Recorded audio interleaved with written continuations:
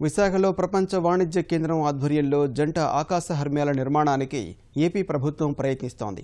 4 లక్షల చదరపు అడుగుల విస్తీర్ణంలో టవర్ల ఏర్పాటుకు చర్చలు జరుపుతోంది. జంట ఆకాశ హర్మ్యాల నిర్మాణం పూర్తయితే విశాఖ మరో ప్రత్యేకతను సంతరించుకోనుంది.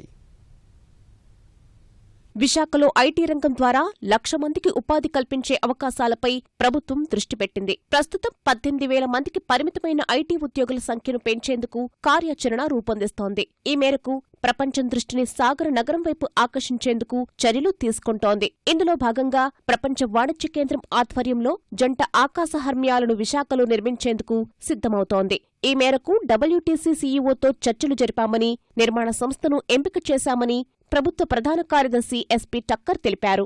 వరల్డ్ ట్రేడ్ సెంటర్ భవనంలోనే ఒక 5 నక్షత్రాల హోటల్ వస్తుందని వివరించారు. ఐటీ ఉద్యోగులకు 10,000 ఇళ్లు నిర్మిస్తున్నట్లు చెప్పారు. ఈ నెల 19న అమరావతిలో ఐటీ కార్యదర్శి, ఏపీఐఐసీ MD, ఐటీ సంస్థల ప్రతినిధులతో సమావేశం నిర్వహిస్తామని తెలిపారు. సమావేశంలో ఐటీ ప్రతినిధులు పాల్గొనాలని ఆహ్వానించారు.